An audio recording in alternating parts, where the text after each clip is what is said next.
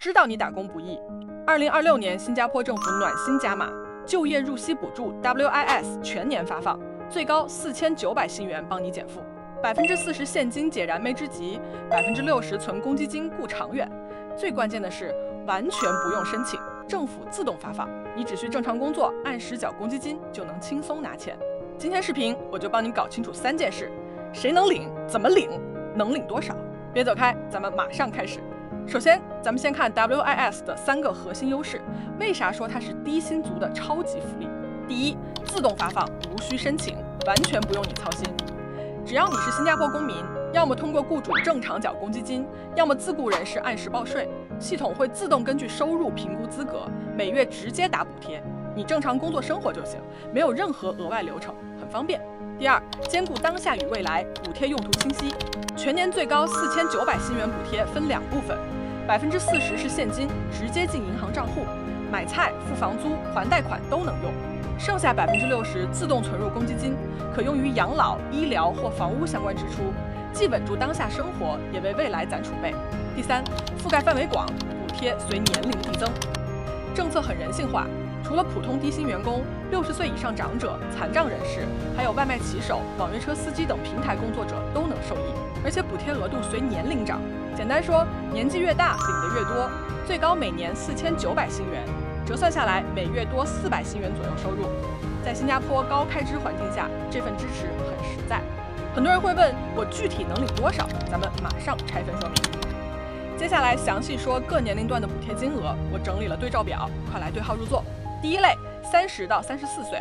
这类低薪员工每年最高领2450新元，其中980新元现金，1470新元进公积金。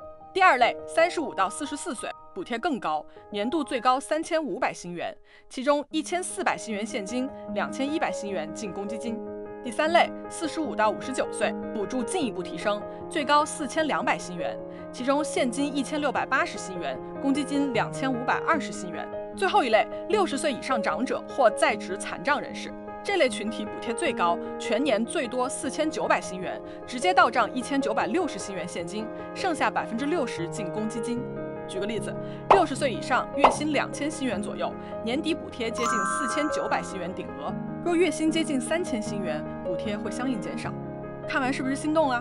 接下来重点说，不同人群怎么领，要避开哪些雷区。想顺利拿补贴，关键看你属于哪类人群，对应要求不同。第一类，普通受雇员工，最省心，雇主每月正常帮你缴公积金，政府自动评估，你只需等钱到账，无任何额外流程。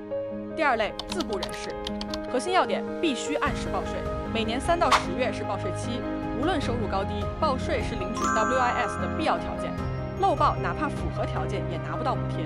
第三类，平台工作者，好消息，2026年起，补贴现金比例从10%逐步提高到40%，按月发放，基本和普通员工看齐。